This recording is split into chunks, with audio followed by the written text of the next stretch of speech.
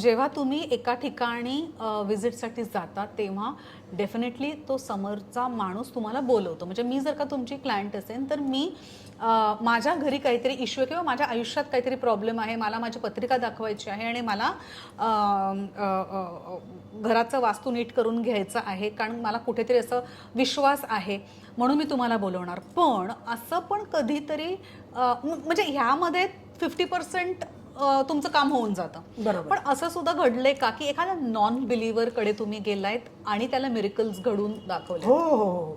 बऱ्याच वेळेस काय होतं की पण त्याला कसं तुम्ही कन्व्हिन्स करता मग? हो हो नाही, बऱ्याच वेळेस काय होतं की घरामध्ये ज्यावेळेस जातो ना, ते लेडीजने बोलवलेलं असतं आणि नवऱ्याचा विश्वास नसतो. हां. परंतु ते नवरा म्हणतो की हे बघ, माझा काही विश्वास नाही, बायकोला सांगतो, पण तुला जे काय करायचं ते कर, पण मी काही त्यावर विश्वास पण ठेवत नाही आणि मी ते जे काय सांगतील ते मी फॉलो पण नाही करणार. पण बायकोच्या पुढे आपलं तो हो म्हणून जातो. अशा बऱ्याच ज्यावेळेस घरांची व्हिजिट करतो मी, तर एका घरामध्ये अशीच व्हिजिट केली होती. बायकोनी बोलवलं, बायकोनी सांगितलं माझे मिस्टर आतल्या रूममध्ये आहेत, मीच तुम्हाला सगळं सांगणार आणि त्यांचा तर काही विश्वास नाही आहे. मी म्हटलं एकदा बोलून तर बघा, मी सांगून बघतो, विश्वास बसो अगर नको बसू, त्यांना ॲटलिस्ट काहीतरी नॉलेज तरी मिळेल.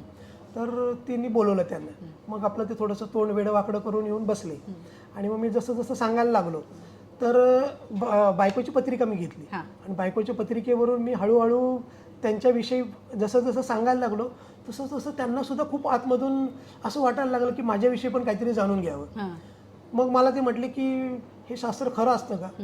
मी म्हटलं थांबा, हे शास्त्र जे आहे ना, विश्वास ठेवायचं नाहीये, अनुभवाचं शास्त्र. बरोबर आहे. तर म्हटलं तुमची पत्रिका बघितली तर चालेल का? तुम्हाला थोडं सांगितलं तर चालेल का? हो म्हटले चालेल, बघू बघू. त्यांची पत्रिका घेतली मी. त्यांच्या पत्रिकेमध्ये सगळ्या ज्या आधीच्या घटना घडल्या होत्या त्या मी त्यांना सांगितल्या.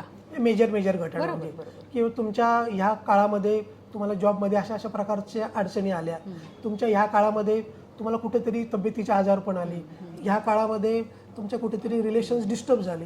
मग ज्या वेळेस त्यांनी ते सगळं लिंक लावायला सुरुवात केली त्यावेळेस त्यांचं एकदम असं वाटायला लागलं की अरे बापरे, यांना तर मी पण ओळखत नाही किंवा माझी बायको पण ओळखत नाही, बरं आम्ही कुठलंही बॅकग्राऊंड दिलेलं नाहीये, मग यांना माहिती कसं झालं?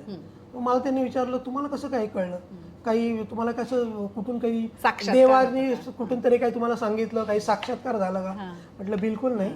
ज्योतिषशास्त्र हे पूर्णपणे ग्रहांवर आधारित असलेलं, गणितावर आधारित असलेलं, भूगोलावर आधारित असलेलं, मानसशास्त्रावर आधारित असलेलं सायन्स आहे आणि हे